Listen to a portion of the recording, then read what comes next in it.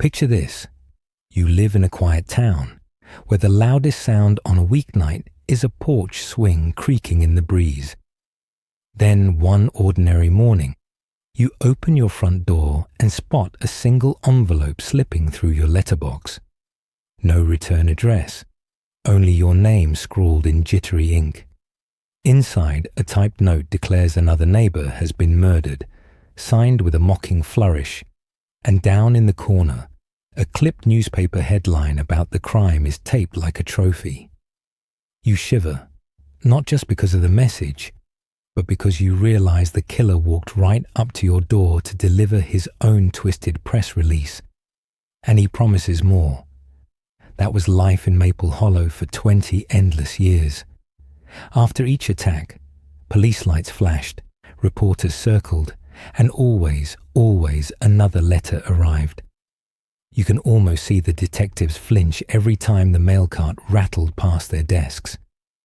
They begged the killer to stop.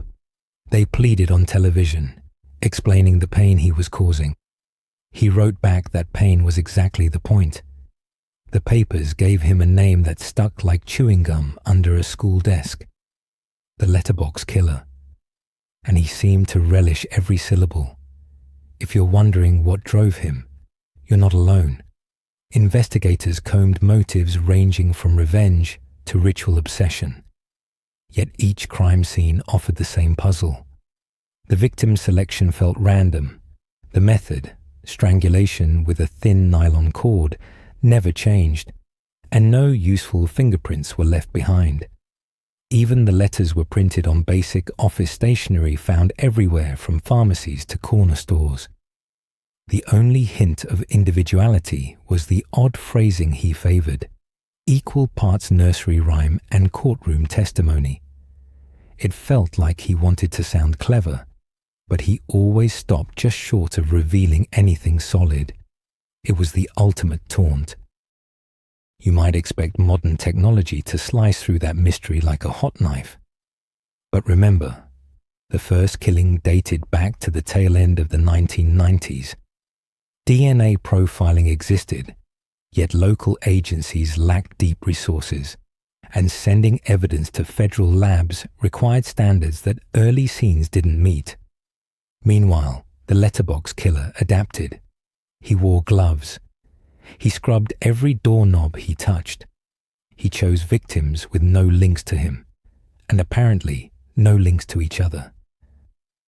By the fifth murder, townspeople rushed out to buy new locks, guard dogs, and for the first time in Maple Hollow's history, security cameras.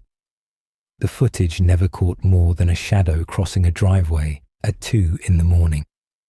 Through it all, the correspondence continued. Sometimes he included personal trinkets stolen from victims, a charm bracelet here, a high school class ring there, almost like souvenirs mailed from vacation. Other times, the letters simply gloated over the police chief's televised frustration. You can imagine how investigators pored over every comma, scanning for regional slang or hints about education level. They had linguists, criminal psychologists, even mystery authors examined the syntax.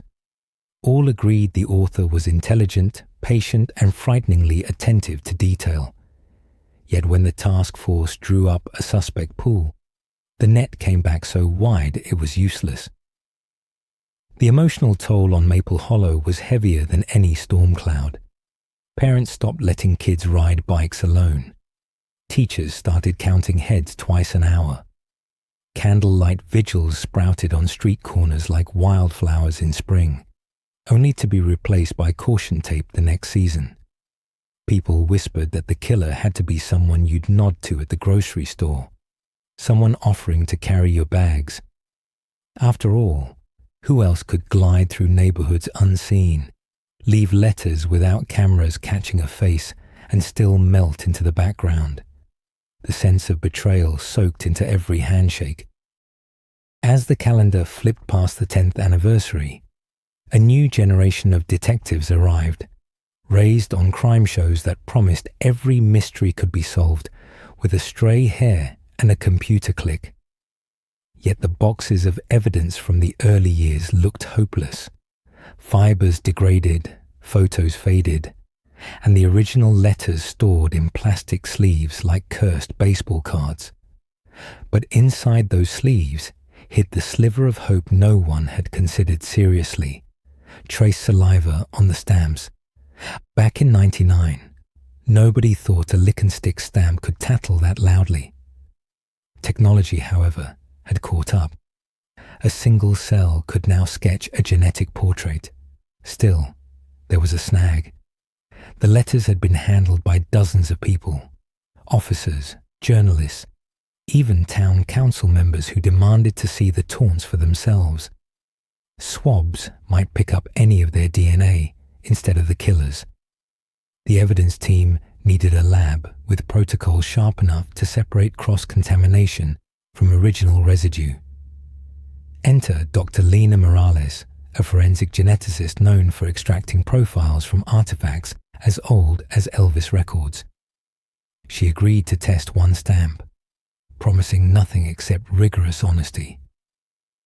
For 3 weeks, the town held its breath. When the call finally came, it carried more suspense than a Super Bowl overtime. Morales confirmed a near-complete genetic profile, 99.8% certain to belong to a single male, European descent, mid-40s at the time of the last letter. She also compared it to national databases. No direct hits.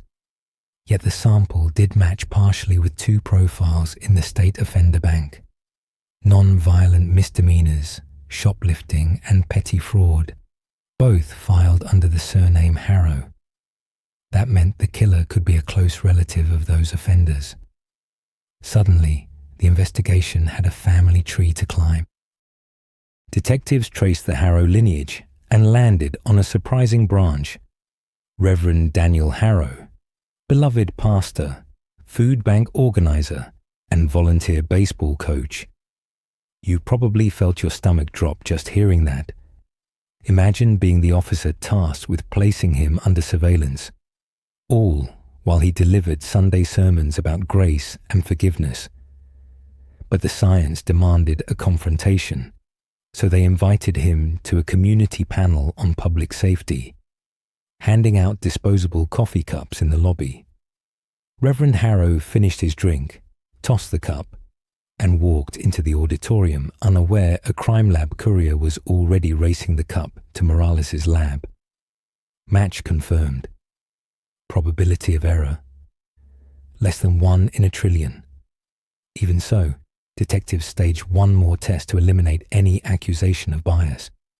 They retrieved an old choir robe Harrow had donated to a charity sale years earlier. Sweat stains on the collar yielded the same DNA signature. The day they moved to arrest him, clouds hung low and grey. Some officers later swore the weather itself sensed the hypocrisy about to unravel. Harrow opened his front door politely, saw the badges, and whispered, "I was wondering how long you'd need." No denial, no drama, just a resigned half-smile, as if relieved the performance was finally over.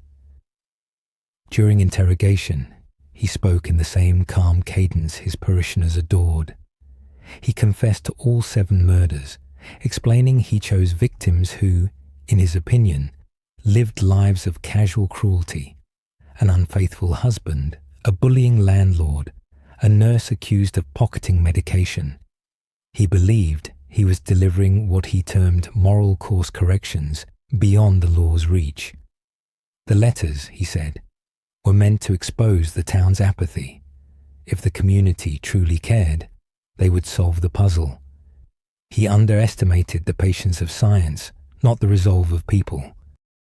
Court proceedings moved swiftly once the confession aligned with the genetic evidence. Harrow's flock packed the courtroom, some weeping, others staring at their Bibles as though the pages themselves had betrayed them.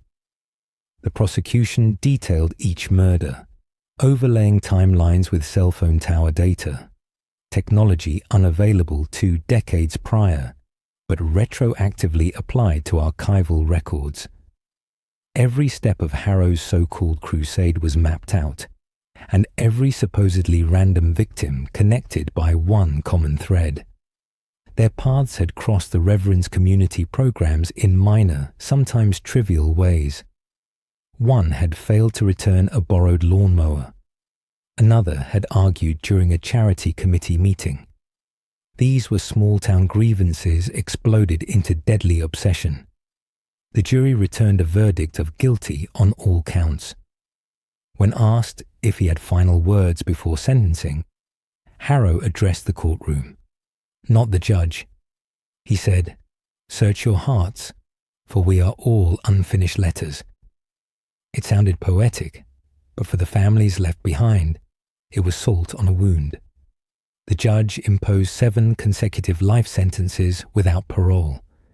Yet the community's healing only began when demolition crews tore out every town letterbox and replaced them with centralized drop points. People wanted the ritual of mail to feel safe again. It was symbolic, but symbols wield unexpected power. So what lessons did Maple Hollow carry forward? First, persistence trumps theatrics. The killer's flair for drama slowed investigators, but it didn't stop them. Second, evidence never truly dies. A dried stamp that once seemed insignificant became the loudest witness in the room. Third, monsters don't always lurk in shadows. Sometimes they stand in pulpits wearing smiles. And finally, science evolves. But justice requires people willing to revisit unsolved puzzles, to ask one more question, to swab one more stamp, even when skepticism mutters that it's pointless.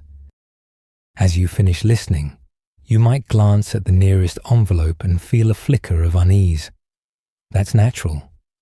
But let it also remind you of the power packed into the smallest details.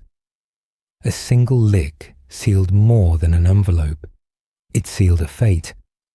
And maybe that truth offers its own quiet comfort, that somewhere in every mystery, a microscopic clue waits for the right moment, the right mind, and the right technology to speak up.